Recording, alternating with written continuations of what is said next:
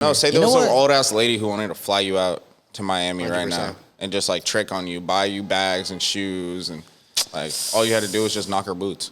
I'm doing it.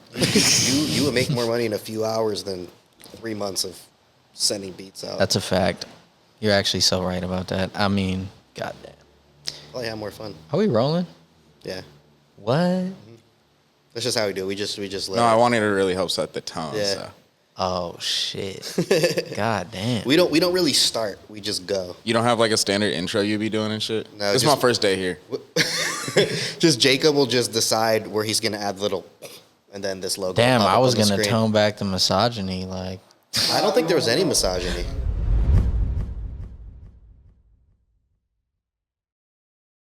So, how'd you get first get into producing? Normally, I read these questions before. I didn't get a chance to today. I just felt like for Ben, we were just gonna chill. Yeah, we just here, man. We just on the vibe, man. Actually, I've always wondered how you got into producing. Bro, it's crazy. Like growing up, I played instruments and stuff like that. So, you know, I was in like the school band, and my pops got me a guitar when I was like, probably like 8 or 9 years old. Because I kept asking him because of Guitar Hero, and yeah, he got me a guitar. Before that, I took like piano lessons and stuff. But when I was like, I want to say like 13 or 14, I had this homie, and it was this program in downtown Oakland. Shout out to Youth Radio. Basically what it was like a school for like all types of media and shit, and it was like subsidized by the city and shit like that. It was hella beautiful. Where was like this, what city? In downtown Oakland. Okay. Yeah. So basically, yeah, I don't know. Probably should say I'm from the Bay. I'm from Alameda, which is like right next to Oakland and shit.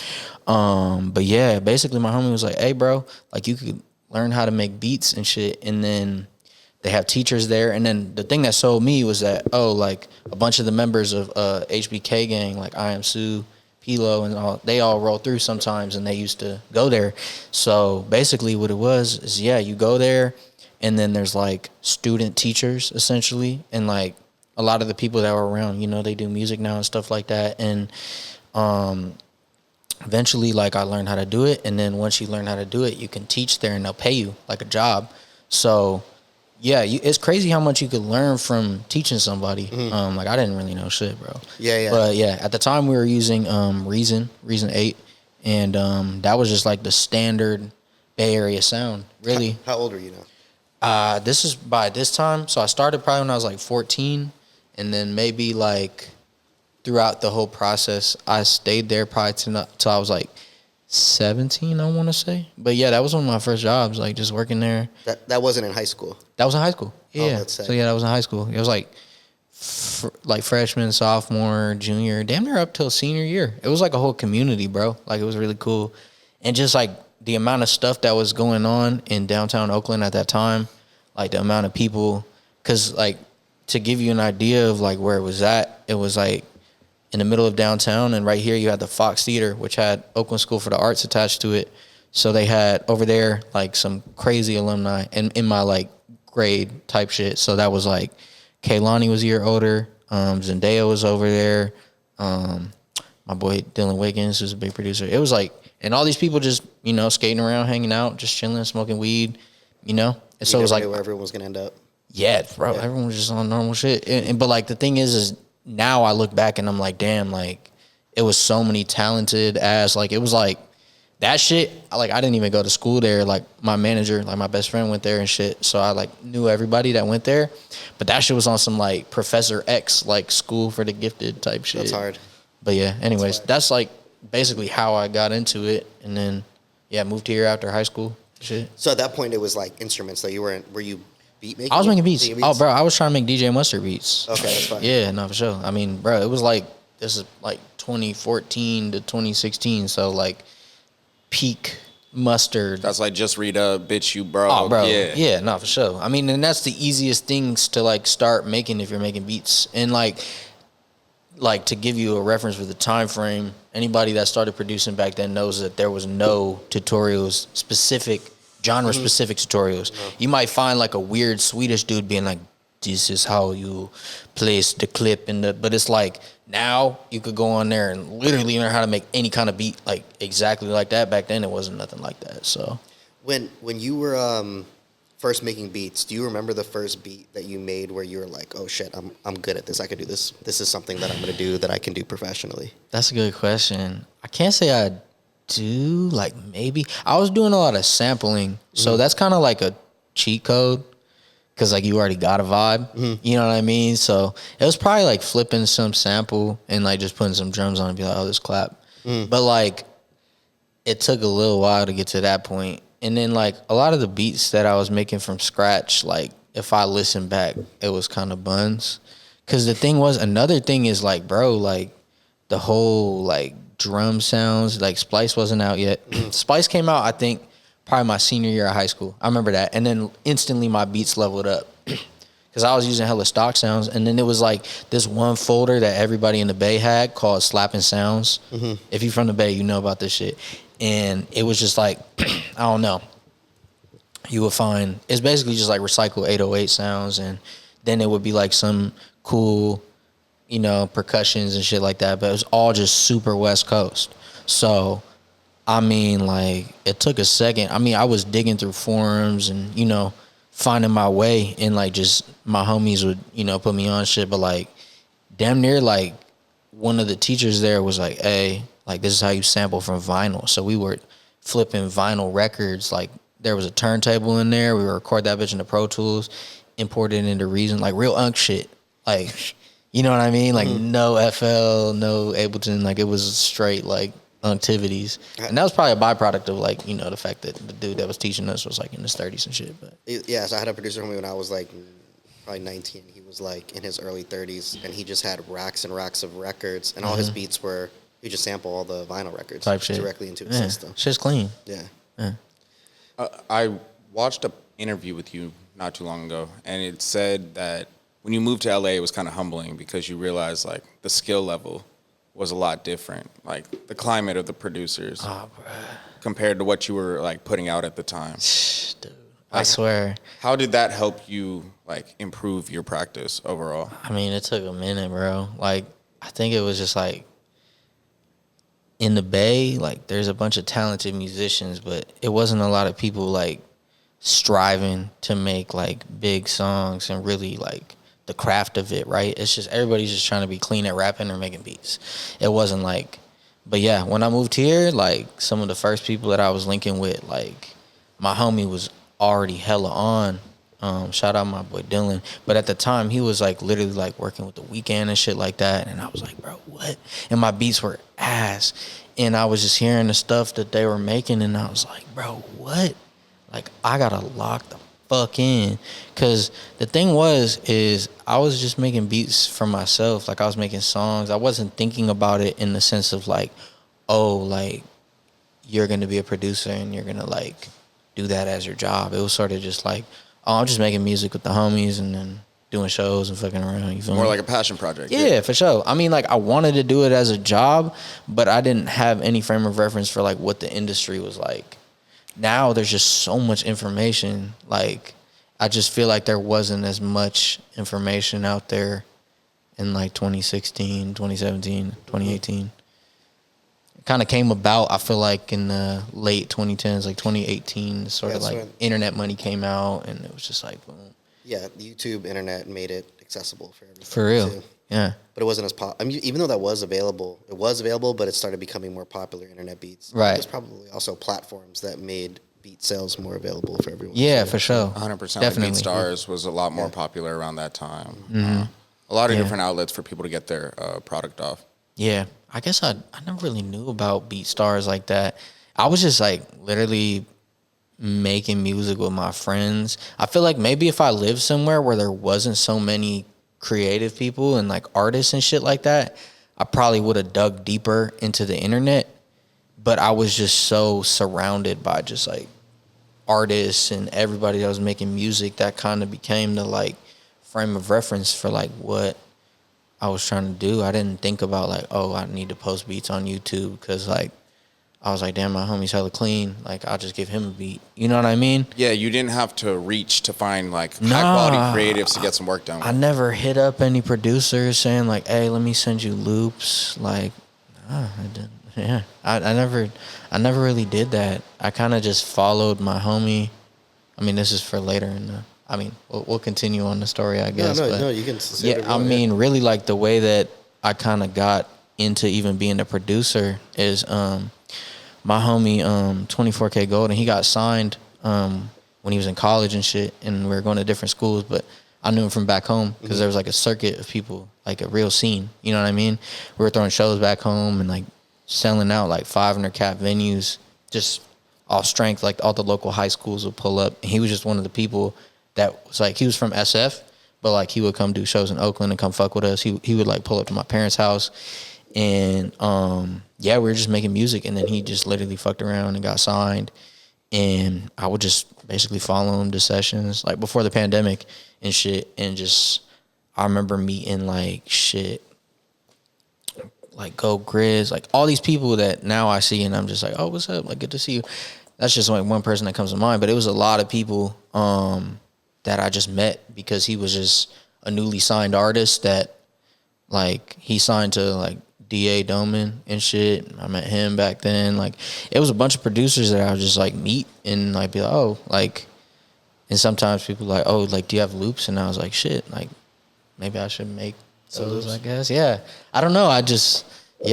I was still making songs at the time and stuff, my own shit. So at this point in time, was loops, the concept of loops new to you? You were just working on your own production? Yeah, I mean, making everything? I knew about like Q Beats and Frank Dukes and like shit like that. And I would like make melodies, but I didn't think about it in this like uniform way that is so like rigid now. I don't think that concept was fully formed. Like the loop game really became like a crazy thing during the pandemic. Yeah. Is most of your success in production been things that you took the lead on, or you ultimately mostly produce yourself? Yeah. Have there been any where you sent loops out and stuff landed? Oh, definitely. Yeah, but I mean, now that's sort of like my old management company, current managers, but the company they were at before, they had a huge email list and would send out monthlies, and that would be like one way I would just get random cuts. So from those email lists, would you be getting successful placements? Yeah, definitely caught a few cuts, but everything that's important, I would say either came from a really close collaborator or being in the room. Okay. Yeah. That's interesting. Yeah. How long between, so you said you're creating a lot with just like a bunch of creatives, openly creating. How long from the time you were in this, we'll say like X-Men School of Talent, to like your first placement, or not even your first placement, actually your first placement, and when music was able to be something you could self-sustain on? Like you could say, okay, this is a business. Because that's a little bit of a wide gap. Yeah. Yeah. Crazy enough, my first ever placement was a song with Golden, and that had to be like, I want to say 2019, and I moved here in 2016.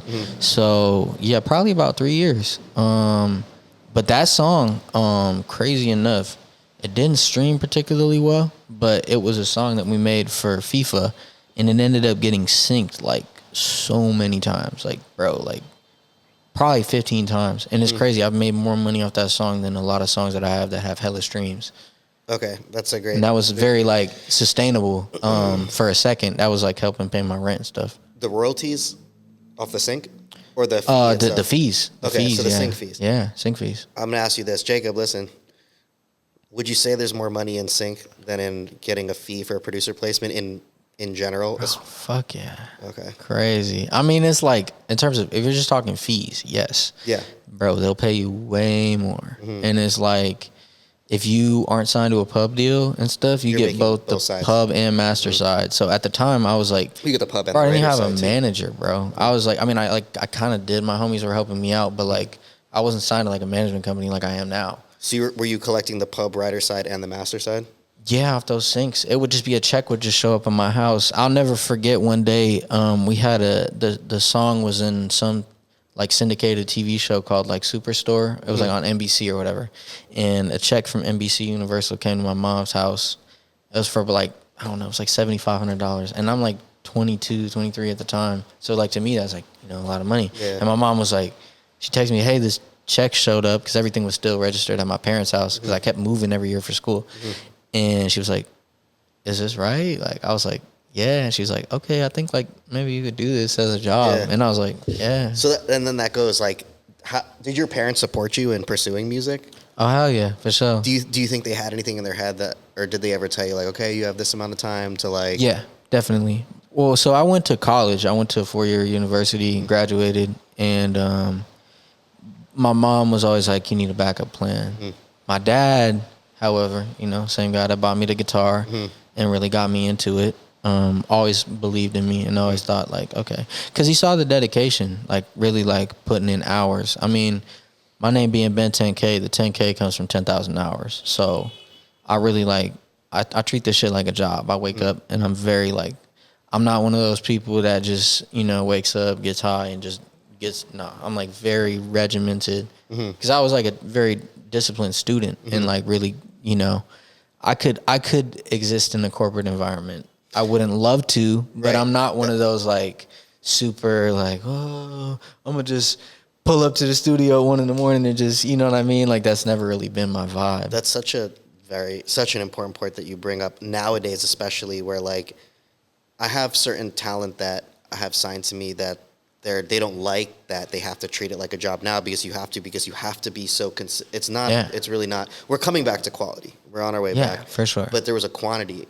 era. No, you can't phone it in. But having what you're talking about allows you also to pivot. For sure. Which is a topic I like to bring up to producers is like we live in a world now like you have to have this concept of like there's a place, you know, if you're not being in placements, can you do sync? Can you pivot into some A&R and can you, you know, pivot into like mixing, like all different types? You have to be indispensable. Yeah. Do you have, now outside of production, are you able to mix, master, engineer, record? Yeah. I mean, I just came from a session where I was like recording and producing vocals. Also Topline. It's like a lot of my first placements were as a writer. Wow. Yeah. So that's awesome. Yeah. I mean, I like picked all those things up from being like an independent artist before I got into this. So all those skills come in handy, you know what I mean?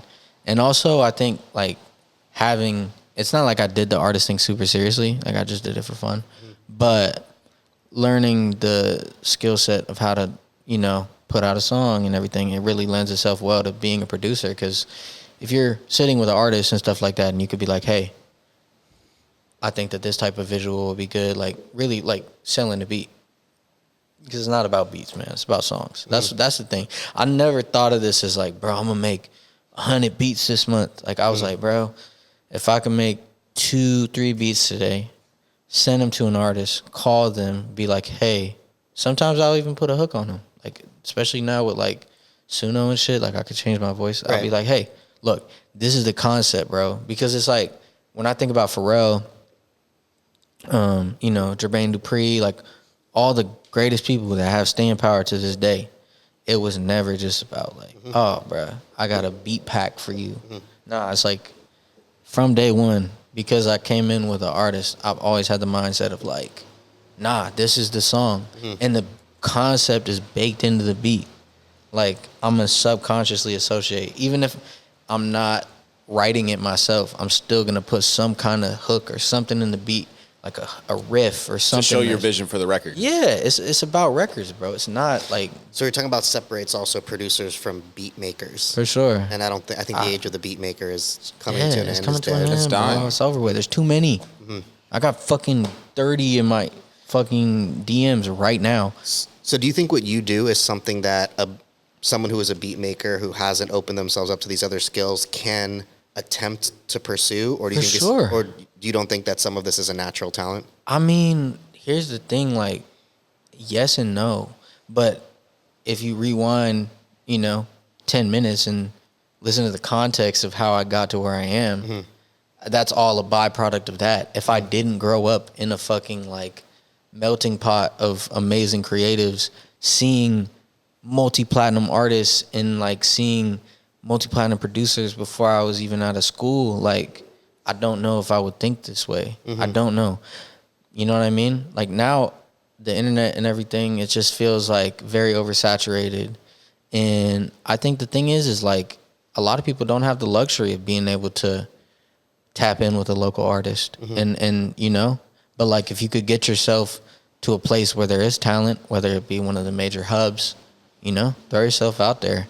But it's not something that like you just can do overnight. You have to fail and do a million bullshit sessions. Like, bro, like you have to really like put the time in and like learn like how to be a cool person, how to like That's so important, how to bro. talk someone out of something that they're going through. Just be a listener, like bring inspiration. Like you can't just press play on a beat. Like I mean you can, but like Yeah, but when you walk in a session so robotic like that, it makes it hard for people to even want to build like an organic relationship. they're not gonna invite you back, man. Exactly, Like, bro. You know, I feel like producers, beat makers, they go into the session sometimes not realizing how much that the artist does want input and doesn't know what they're doing. For sure. And might have gotten a little popular, but now they're like, what the fuck do I do next? I need someone who might be really musically inclined, like this guy right here, to give me some input on it. And producers might be afraid or not know what to say or not know how to engage. I always notice you have the confidence to do that. Like, thanks, man. Yeah. I mean, yeah. I guess it does come down to confidence at the end of the day, but that's a byproduct of just knowing the amount of hours that I put in and like being able to know, okay, if you sit me in a room, I could come out with a song, just me. You know, just me and some instruments, like, you know. And like I recommend any producer to like learn how to write, learn how to put a song together. If you want to be a producer, bro, you should know how to write. At least, absolutely, at the very least. Like I was literally just listening to the And the Writer Is podcast with Ryan Tedder, who's like one of the people I look up to. And he was saying, like, I'm not even going to work with a producer unless they do some kind of top line.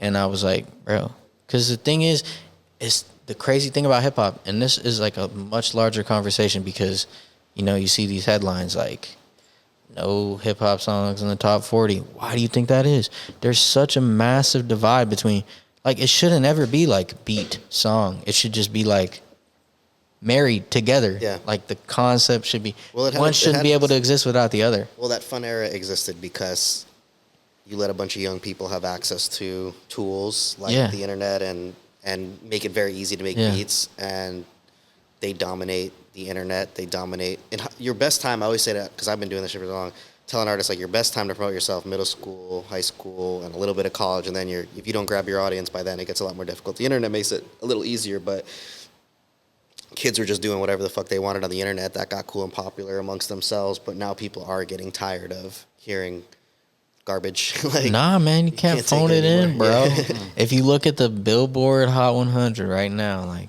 you'd be very hard pressed to find a song that's half-assed. I don't think there is. Yeah.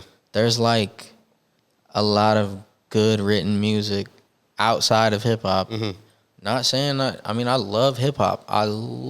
It's the most, it's like a down-to-earth fun genre. Yeah, it's the lifeblood of everything that I do. But it is like disappointing to see the lack of songcraft. And another thing is, man, is like people are afraid to work with writers. And it's like, I think it's a pride thing. It's a totally a pride thing. But if you look at All the smart artists, the biggest, you know, we don't even gotta name names, but like, yeah, it's like, what do? They got writers. They might get clowned for it, but they've been around. I don't think that exists anymore. I think it's cool. I think Twitter made it so you kind of have to because it's so easy to call people out of their bullshit now. But it's become more cool to like be, I think, in a forced to be cool. But people like talking about who they collaborate with because those people then develop a following. Those writers have a following. Bro. The producers have a following. A guy who could be a grip on a music video could be like Mr. Grip on TikTok and have like hundreds of thousands of followers. That's crazy. For being the grip. And Just like, we gotta get rid of showcasing this it stigma. in an And we gotta interesting get way. rid of the stigma. and by crediting everyone, now they're going to want to promote. And now you have everybody involved in your project's audience. Gotta get rid of the stigma. Yeah, and everyone's like a part of a record now. It's like, because it's unfortunately quantity over quality, and therefore like everyone's really a part of everything. Yeah, So. it's difficult. I do feel what you're saying because it's like, even if like there's times where, you know, I have credits where I've just added one or two things, it looks the same as when I've done the whole thing and then 3 people came in after. And it's hard to like communicate what I do for certain things. And it's like, You're talking about the political side where sometimes people are put into the position to add something just because someone's like, yeah, this guy's got to. but I've also been on the receiving end of that. Okay. So it's like I can't hate on it. Yeah. Because it's benefited you in some cases. Yeah, for sure. Definitely. Like, so I don't know. That's an interesting thing. Oh yeah, we can dive into that topic. A little bit. I'm not. I mean, it's like it is what it is. I don't want to fuck up my. Some of it's like, some of it makes sense. Some of it's, like definitely not mafia, but like it's like No, it is that. It is in certain cases. In some yes. cases, it's Yeah, for sure literally violent mafia. But like 100%. in the average case, it's like if I want to make sure I get this placement, the guys that are putting me in these rooms and allowing this to happen, I kind of got to allow this person to get this and this person to get that. I mean, middlemanning is like very commonplace in hip hop yeah. for sure, and I can't hate on it.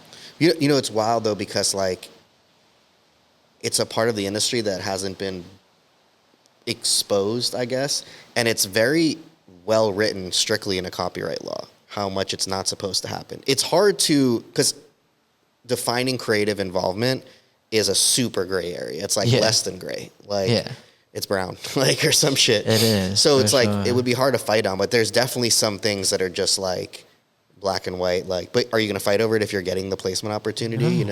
Until it becomes pay the piper. Yeah, exactly. Yeah. You want that placement? You gotta. You know what I'm saying? Sometimes it's wild though. Sometimes it's out of pocket. Because sometimes it's the person who put the placement together but didn't really do anything, and they're not that big of a name, and they're getting more than someone who's like really touching the music. It's true. Yeah. But I don't know. I'm never like, I'm not afraid to pay the piper because this is the thing that I think a lot of people treat every placement like it's their last. Yeah. Yes. Oh yeah. And it's like, bro, I don't think like that. Yeah, no, you can't. Nah.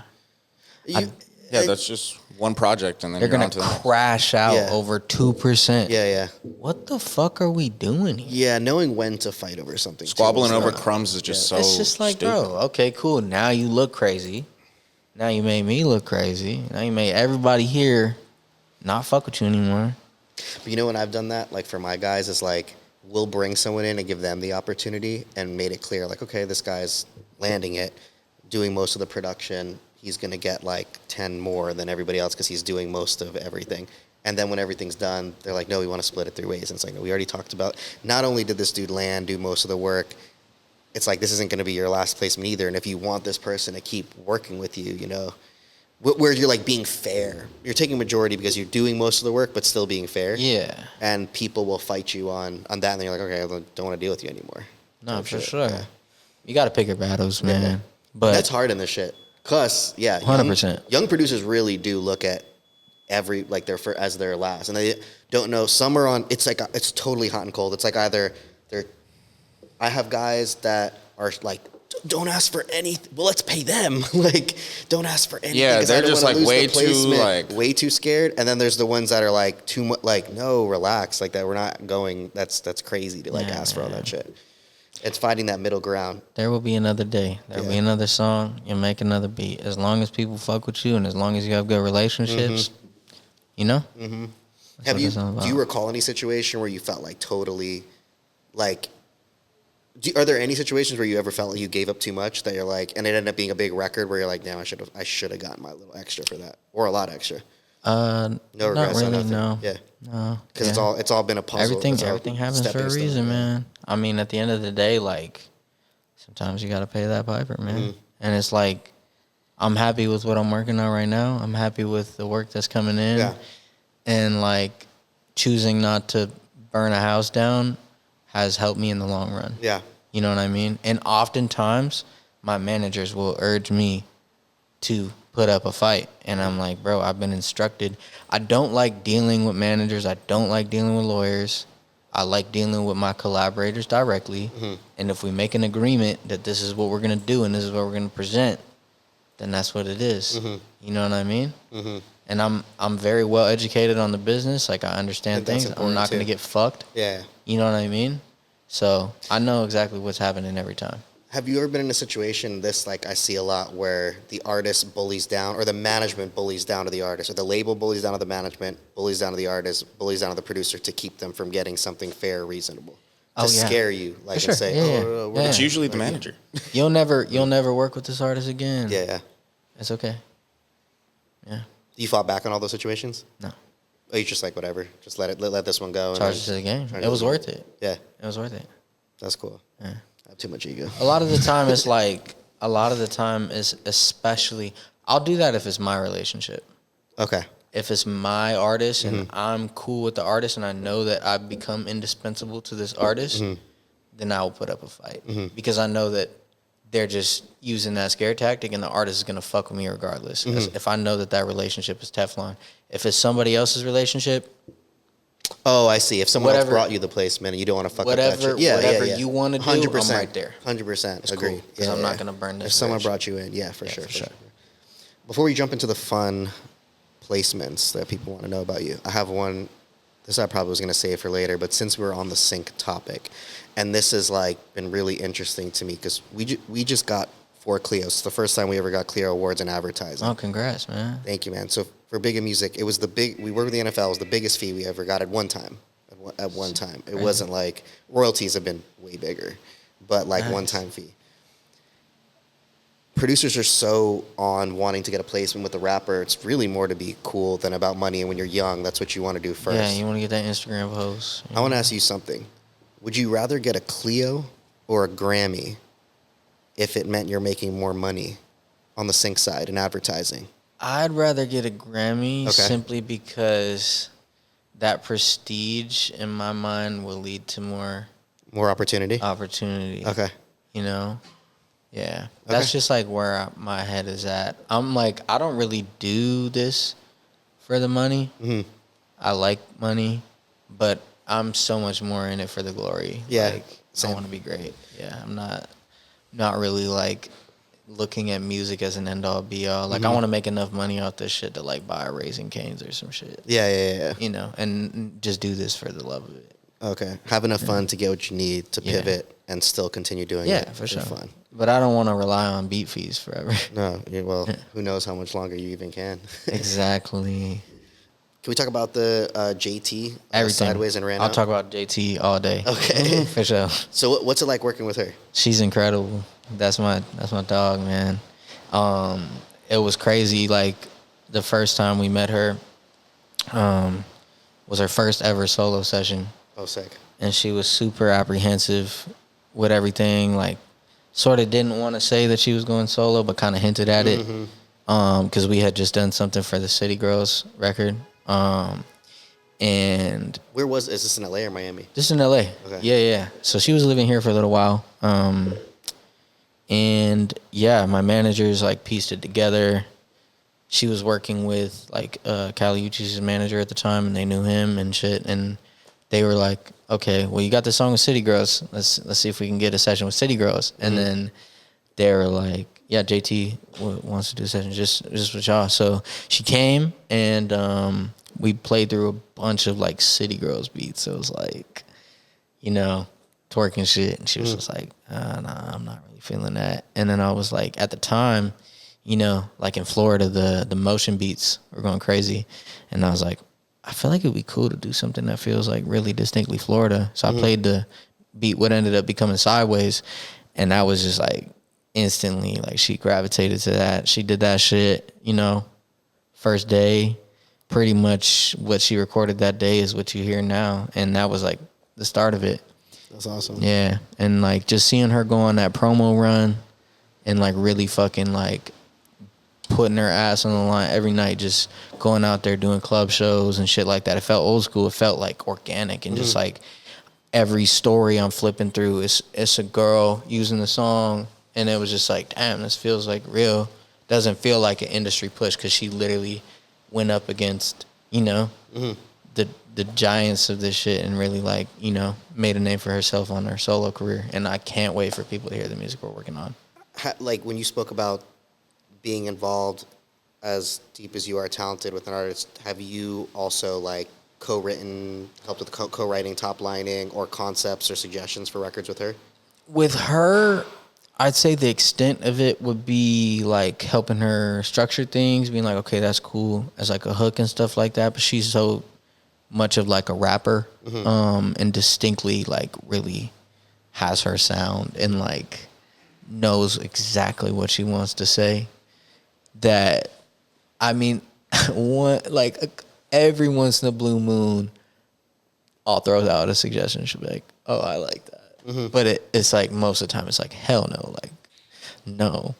I mean, it's also like, dude, I'm like a fucking white dude. Yeah. So like, what the fuck do I know about being a beautiful black woman? And you know what I'm saying? Like being on your shit and being a boss. Like, that's not my life. So No, for sure. I know there's just like a lot of male writers I know that do write for female I know. artists because I've not because they interesting. know the perspective of a woman, but rather what they know like a man or what they want to hear like a girl say or something I like don't that. love that, and I find that women don't connect with that as much as, I mean, maybe for a second they did, but I think the stuff that's like successful now for women is like really like driven by women for sure. That's cool. You know, because I feel like men, we have a tendency to like make shit over freaky, like way too crazy, Yeah, like no, say for the sure. most insane shit, and it's Yeah. like maybe for a second that shock value worked, but I think now like the girlier something could be, the better. You know what I mean? And I think that like women, I mean, like honestly, the happy medium would be like gay men writers. That's a good Secret point. weapon, crazy secret weapon right there.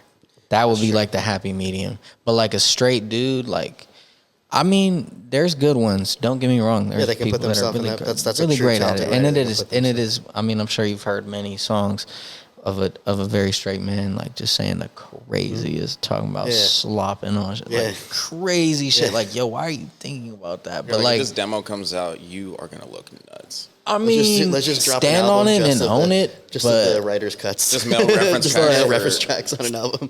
But yeah, I'd say my role with her is more just like kind of tying everything together sonically, whether I gotta make the whole beat myself or just be there. But like, yeah, we just, me and my production partner that I do a lot of, or everything with her, with my boy Dane, we're just there in the room and just, you know, we're there from the start, and we just, yeah. With how much you guys have worked on, have you ever talked with her about having enough content for you guys to release a body of work that's pretty much just all your guys' stuff? I mean, presumably the next album will be, you know, primarily produced by us. We're on almost every song. That's awesome. So yeah, that's gonna be really cool. Thanks, Congratulations. man. Thank you. I mean, you know, really excited about that. We've had some other amazing collaborators come in, but the circle is very small, and it is so refreshing to, you know, have an artist like really like trust, you know, and really like believe in the sound and stuff. Is she one of your favorite artists that you work with because you guys have worked on so much and there's like a trust? Absolutely. I mean, I just love how in tune she is with her audience and with herself and her own narrative and exactly what she wants to say. And I think that is the most important thing for an artist in today's day and age, is knowing exactly what your role is as an artist and just doing that. You know what I mean? It's like she's not trying to be like anybody else. And that is why I think specifically a lot of women and, you know, her community just love her, because People it's just like, gravitate towards authenticity. that's a fact. There's not enough of it nowadays. Everything's so watered down by the internet, and everybody just wants to emulate. And she is, man, singular. You know what I mean? Like, there's no one like her, you know? No, definitely. There's always someone who stands out. Well, sometimes it's not just a single person when a group breaks up, which is sometimes like inevitable, because once something gets big, everybody wants to go in a different You know, direction. I mean, look, there was like a pretty clear driving force with that. If you read behind the lines and know that, you know, she wrote a lot of that stuff. And Yeah. her pen is insane. Like, she's like the last person I would want to get in like a roast battle with. Yeah. Like, she will fry the fuck out of you. She funny. That's actually really cool to have that. You know, it's because some artists' careers, they go up, they go down, they go away. It's so important for a producer to work closely with an artist to maintain like longevity, especially other producers want to work with you, sending you loops. Once, you know, if you have that, it's good to hold on to it. It sucks when an artist you're working closely with also can like fall off and lose success, because sometimes your success is attached to a specific artist sometimes. So Yeah. it's good to have, I mean, if you're truly talented, I believe you don't have a problem. That's a big issue with a lot of producers Yeah. or beat makers, is you say you learn to play instruments. I feel like every single beatmaker needs to learn how to play Yeah, an instrument. yeah. Learn how to 100%. play instruments. Learn how to write a song. Yeah. There's so much more that goes into this than just programming a drum Yeah, beat. I don't think anyone or should clicking be in yeah. melodies. A beat maker was fun for a short period of time. If you want to be in music, you have to be a You have producer. to be able to you have be to have able to do multiple skills. everything. Yeah. Otherwise you're, That's why I feel like you're one of the few from your area who's made it out of the Bay. Like, there's a lot of people who are popping and made classic records from NorCal, especially in the new wave, from the Mike Sherms to the EBK boys and stuff. But a lot of those producers haven't been able to translate outside of that. But someone like you, especially with the female frequency, you have a very diverse and versatile palette, whether it's the Rico Nasty Thank or you, the man. Summer Walker record that just Thank came you, out. man. So yeah, I mean, I would say that I never really thought about. I think the thing about the Bay that I love and that is just so beautiful about it is that it's so true to itself and hyper local. And I think very quickly I realized that that wasn't my calling, but I can appreciate the fuck out of it, right? You know what I mean? But that was, as much as I love, the E40s, the Too Shorts, the Messy Mars, all that stuff. I grew up on Mac Dre, all that stuff. Love it to this day. I think I saw the value in making stuff that's outside of the Bay and is more of a wider thing. I was just talking about this with my friend the other day. I think a lot of people's mindset, which I love so much, is I'm gonna get with a Drake or whoever the fuck, and I'm gonna give him that bass shit, and we going Yeah. That's never really been my mindset. I think probably because I grew up playing instruments. I'm not so tethered to one drum bounce or one. I don't have a sound. you're not stuck in a 5 BPM radius. No. As much as I love that, I used to be a DJ, and in high school, bro, we would get it cracking, bro. That was a Yiking era, all that stuff. Well familiar with all of that. I just knew myself as I don't even really think of myself as a producer. I prefer the blanket term musician or artist. You know what I mean? I think that, and that might sound pretentious, but that's just how I look at music. I don't look at it as hey, bro, this is my sound. Wah, wah, wah. Hey, you know what I mean? For sure. That's I don't know. The sounds can come and go. That sound up there is so dope, but it's niche. It's so niche. It can have its moments that come and go. But if you were to just stick in that sound, you're it'd gonna be live very and die with it. Yeah, it'd be very difficult to have for long-term sure. success. It's true, man. Yeah. It's true. So I want to talk to you about you did that song "There Goes My Baby," David. Oh my gosh. Yeah. Did you work with him directly, or was that sent out? I did work with him Yeah. directly. What was it like working with him? Man. He's talented, though, right? Oh, bro. Insanely talented, man. Yeah. He's really talented. Was there anything? There's some people you work with, even if you don't say anything, you're like I've worked with some people who ended up in certain situations, and I'm like, yeah, it makes sense. No, didn't make any sense. Literally, just completely fucking caught me crazy by surprise. Yeah. Yeah, prayers up for the girl that lost her life. You know what I mean? It's really sad. Tragic. So tragic. I mean, I don't. Yeah, I'm in the same boat as everybody else, man. I really. Yeah, we did a couple sessions last year and wonderful stuff. I mean, I loved the music we made. I thought he was really sweet and incredibly talented, and love all the people around him, all the producers that worked with him, his label. Everybody was amazing, and it was just, I'm just yeah, I don't even know. It's fucking insane. Yeah, it's wild. It's the craziest shit I've seen happen since I've been in the business, to be honest with Especially you. if you've worked with someone and kind of know them a little bit, or not know them, but just I mean, you think you know somebody. Yeah.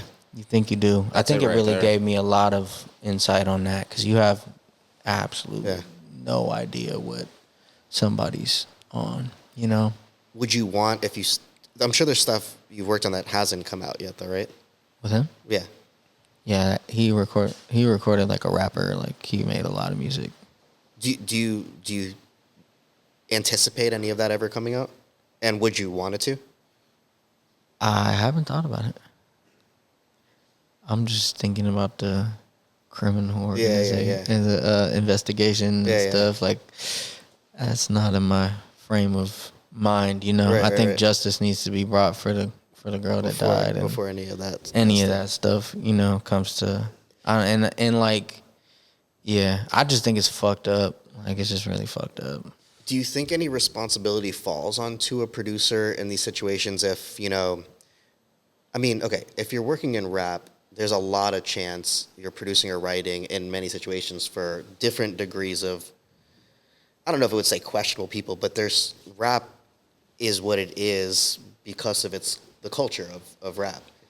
Do you feel any not obviously not for anything, but like, do you ever feel like producers have a responsibility to say, I'm not going to work with this person, or speak up on something, or just say like, yeah, no, I can't do this or that? Or do you think it's also difficult for some producers to even go that far because they don't even have like enough of a foundation to stand on, whether it be financially or platform wise? I think that leading with integrity is important.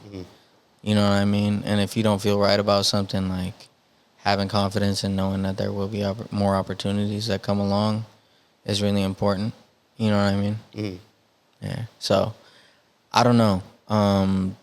There's definitely a line, and like, Yeah. you know, we definitely draw that line at like anything involving children, misconduct of women, anything that's weirdo shit, you know, even like fucking people that are being tried for murder. It's like, you know, like, bruh, I don't want to be associated with that shit. Like, Have you ever like I- turned down sessions because you're like, yeah, I don't want to get in the room with that person? Not, no, you don't have to say who it is. Just like, have you ever turned down a session because you're like, I'm not fucking with that For sure. person? Yeah. Definitely. Yeah. And I will continue to. And would it have been like a big opportunity for you, or just yeah? And I look at it like, man, like everybody that worked with Ye before everything that went down, like, you'll never be able to take that away. But after now, you know, and I say that now, it's like, bro, Kanye's my hero, bro. Like, literally my biggest influence in life. But, like, I don't know. I mean, like I said, bro, I want to be able to do stuff with Disney down the line. I want to be able to, you know, be PG and be family friendly. And it's just, there's certain things that will never go away from your resume. It's like getting a charge, you know? For sure. That's a really good way to put it. I don't think a lot of, especially in like I guess music can be like fly by night. You're making a quick decision. It's not. Yeah. You don't often look at it in the way that you're talking about. I don't think most people do at all. They're just like, there's an opportunity here, and I have to seize it. I've been chasing this. Yeah. It's hard to like filter out For what real. might actually not be a good thing and wait for the next run. Especially when you're waiting for opportunities that haven't come yet. And there's this opportunity in your face right now. I have some friends who have actually been working on Kanye's new music, and it's interesting watching the moral dilemma because their heroes calling them to come into these sessions and curate this music that isn't resonating with them, but there's something that compelled them because both of my close friends have kind of like fallen back from working with them like really hands-on, but it compelled them to knock that bucket list mission out by any means necessary. And I kind of seen how it's affected them moving forward when people bring it up. It's not even something they're really proud of now that it's out and about. You know what I mean? So really, that's what it comes down to at the end of the day, man. It's like, at what cost? You know what I mean? And everything at the end of the day comes down to perception, bro. Like, I mean, it's very unfortunate to say, but if Kanye dropped a classic tomorrow, I think a lot of the things would be forgiven and overlooked. Unfortunately. But I think the quality of the music has dwindled with, you know, recent That's just that's a really good point. When it comes to like, one thing I always say is we're never going to have a Michael Jackson. I'm going to come back to this. I'm going to say something and come back to why I'm saying this. We'll never have a Michael Jackson again, not because there aren't people as talented, but because we're in an era where we're exposed to so much, you can't appreciate music like everything's you could. niche. Nothing is zeitgeist. Nothing is critical mass. Yeah. It's not everything. People have too much of a platform to have an opinion, bro. So do you think if Kanye had a song that was as big as any of his past songs, that we even have the ability to absorb it, given what he's gone through, given the things, his current perception, and just the timing? Like, yeah, everyone has their best time, of music. Even if he made like the most amazing record, do you think we could receive it that way?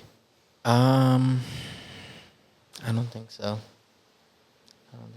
Unfortunately, I don't know. Yeah. It's one of the more interesting things in life at this point. Mm-hmm. Watching like one of your heroes turn into the villain.